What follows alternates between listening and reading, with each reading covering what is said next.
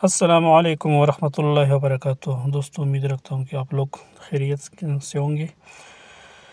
دوستو آج میں حضرت عمر رضی اللہ عنہ کی وصیت طلب کرنے پر تنبیہ اور حضور صلی اللہ علیہ وسلم کے گزر کے حالات اس کے بارے میں کہنا چاہتا ہوں، لیکن میری گزارش ہے کہ جس نے میرا یوٹیوب چینل کو سبسکرائبر نہیں کیا، برائے مہربانی میرا یوٹیوب چینل کو سبسکرائب کریں اور بیل آئیکن کو دبائیں تاکہ آنے والے ویڈیو کو آپ لوگوں کو مل سکے، اور یہ ویڈیو کو لائک ضرور کر دیجیے۔ دوستو لکھتے ہیں کہ حضرت عمر رضی اللہ عنہ کے بارے میں لکھتے ہیں کہ بیویوں کے بعض زیادتیوں پر ایک مرتبہ حضور اکرم صلی اللہ علیہ وسلم نے قسم کھائی تھی کہ 1 مہینہ تک ان کے پاس نہ جاؤں گا تاکہ ان کو تنبیہ ہو، اور علیحدہ اوپر ایک حجرہ میں قیام فرمایا تھا۔ لوگوں میں یہ شہریت ہو گئی کہ حضور صلی اللہ علیہ وسلم نے سب کو طلاق دے دی۔ حضرت عمر رضی اللہ عنہ اس وقت اپنے گھر پر تھے۔ جب یہ خبر سنی تو دوڑے ہوئے تشریف لائے مسجد میں دیکھا کہ لوگ متفرق طور پر بیٹھی ہوئی حضور صلی اللہ علیہ وسلم کی رنج اور غصہ کی وجہ سے رو رہے ہیں۔ بیویاں بھی سب اپنے اپنے گھروں میں رو رہی ہیں۔ اپنی بیٹی حضرت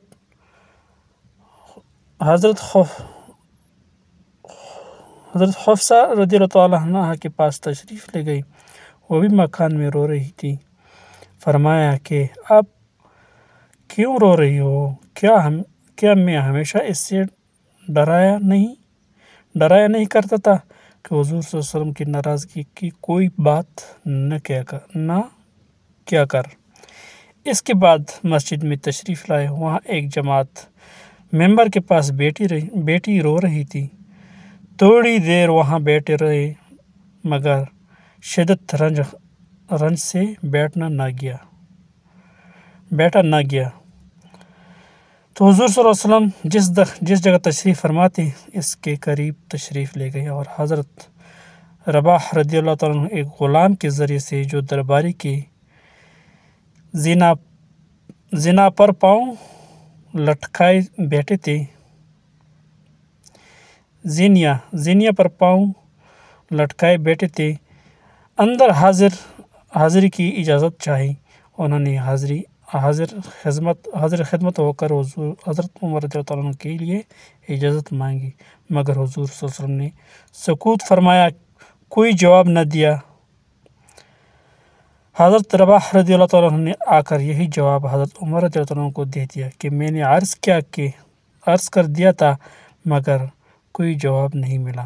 حضرت عمر رضی اللہ عنہ مایوس ہو کر ممبر کے پاس آ بیٹھے مگر بیٹھا نہ گیا، تو پھر تھوڑی دیر میں حاضر ہو کر حضرت رباح رضی اللہ عنہ کے ذریعے سے اجازت چاہی۔ اس طرح 3 مرتبہ پیش آیا کہ یہ بے تابی سے غلام کے ذریعے اجازت حاضری کی مانگتے، ادھر سے جواب میں سکوت اور خاموشی ہی ہوتی۔ تیسری مرتبہ جب لوٹنے لگے تو حضرت رباح رضی اللہ عنہ نے آواز دی اور کہا کہ تمہیں حاضری کی اجازت ہو گئی۔ حضرت عمر رضی اللہ عنہ حاضر خدمت ہوئے تو دیکھا کہ حضور اکرم صلی اللہ علیہ وسلم ایک بورے پر لیٹے ہوئے ہیں جس پر کوئی چیز بیچی ہوئی نہیں ہے، اس وجہ سے جسم اطہار پر بورے کے نشانات بھی ابھر آئے۔ خوبصورت بدن پر نشانات صاف نظر آیا ہی کرتے ہیں، اور سرہانے ایک چمڑے کا تکیہ ہے جس میں کھجور کی چھال بھری ہوئی ہے۔ میں نے سلام کیا اور سب سے اول تو یہ پوچھا کیا آپ صلی اللہ علیہ وسلم آپ نے بیویوں کو طلاق دے دی؟ آپ صلی اللہ علیہ وسلم نے فرمایا نہیں۔ اس کے بعد میں نے دل بستگی کے طور پر حضور صلی اللہ علیہ وسلم نے عرض کیا، یا رسول اللہ، ہم قریش لوگ عورت پر غالب رہتے تھے، مگر جب مدینہ آئے تو دیکھا کہ انصار کی عورتیں مردوں پر غالب ہیں۔ ان کو دیکھ کر قریش کی عورتیں بھی اس سے متاثر ہو گئی۔ اس کے بعد میں نے ایک اور کی جس سے نبی اکرم صلی اللہ علیہ وسلم کے چہرہ نور پر تبسم کی اثرات ظاہر ہوئے۔ میں نے دیکھا کہ گھر کا کل سامان یہ تھا: 3 چمڑے بغیر دباعت دیے ہوئے اور ایک مٹی جو کونے میں پڑی ہوئی تھی۔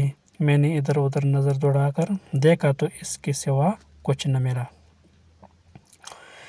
میں دیکھ کر رو دیا۔ حضور صلی اللہ علیہ وسلم نے فرمایا کہ کیوں رو رہے ہو؟ میں نے عرض کیا یا رسول اللہ کیوں نہ رووں کہ یہ بورے کے نشانات آپ کی بدن مبارک پر پڑے رہے ہیں اور گھر کا کل کائنات یہی جو میرے سامنے ہے۔ پھر میں نے عرض کیا کہ یا رسول اللہ دعا کیجیے کہ آپ کی امت پر بھی وسعت ہو۔ یہ روم و فارس بھی دینی ہونے کے باوجود کہ اللہ کی عبادت نہیں کرتے، ان پر تو یہ وسعت یہ وکسری تو باغوں اور نہروں کے درمیان ہو، اور آپ صلی اللہ علیہ وسلم اللہ کے رسول صلی اللہ علیہ وسلم اور اس کے خاص بندہ ہو کر یہ حالت نبی اکرم صلی اللہ علیہ وسلم نے تکیہ لگائے ہوئے لیٹے تھے۔ حضرت عمر رضی اللہ عنہ کی یہ بات سن کر بیٹھ گئے اور فرمایا کہ عمر کیا اب تک اس بات کے اندر شک میں پڑی ہوئی ہو؟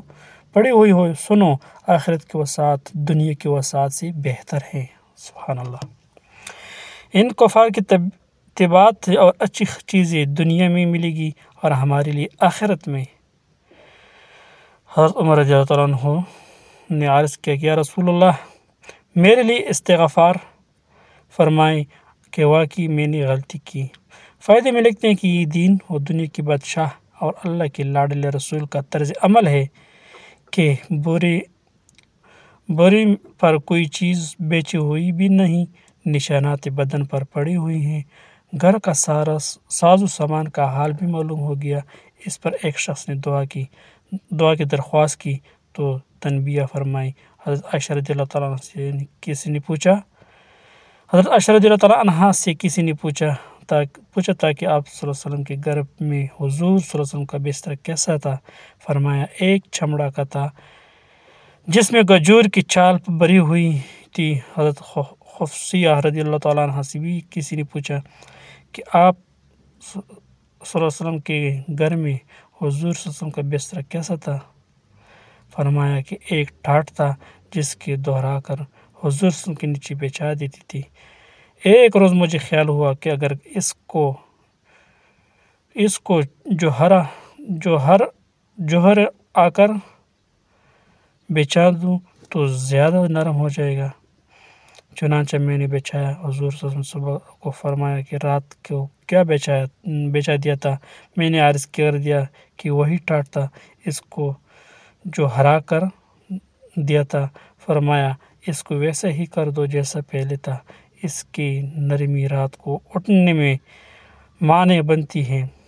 اب ہم لوگ اپنے نرم اور روئی داروں گدوں پر بھی نگاہ ڈالیں کہ اللہ نے کس قدر وسعت فرما رکھی ہے، اور پھر بھی بجائے شکر کے ہر وقت تنگی کا شکایات ہی زبان پر رہتی ہیں۔ اللہ اکبر۔ میرے دوستو، یہ تھا نبی علیہ الصلوۃ والسلام کا حال کا وہ واقعہ۔ فرماتے ہیں کہ نبی علیہ الصلوۃ والسلام جب سوتے تھے اس کا نہ کوئی بستر تھا نہ کوئی سرانہ تھا، ایک ٹھاٹ پر سوتے تھے نبی علیہ الصلوۃ والسلام، تو اور سرانے کے لیے تکیہ نہیں تھا، وہ کھجور کا جھاڑ جو اپنے سر کے نیچے رکھتے تھے۔ تو دوستو پھر بھی وہ بھی اللہ کو روتے تھے۔ ایسا صحابہ رضی اللہ عنہ کا بھی یہی حال تھا، لیکن پھر بھی صحابہ رضی اللہ عنہ اللہ کو روتے تھے کہ اللہ ہم سے کوئی گناہ نہ ہو جائے کہ ہمیں اسلام سے خارج کر دے۔ اور آج کل ہم لوگ گرم بستروں پر، نرم بستروں پر سوتے ہیں، لیکن پھر بھی یہ خوف نہیں ہے کہ اللہ ہم سے ناراض ہو جائے، یا نماز کے لیے نمازی قضا ہو جائے تو کچھ پرواہ نہیں ہے ہم لوگوں کا، لیکن یہ نہیں سوچتے ہیں۔ اور یہ صحابہ رضی اللہ عنہ انبیاء علیہ الصلوۃ والسلام کیسے سوچتے تھے۔ بس میرے دوستوں، اللہ پاک ہمیں اور آپ کو اس پر عمل کرنے کی توفیق عطا فرمائے۔ وآخر دعوانا الحمد للہ رب العالمین۔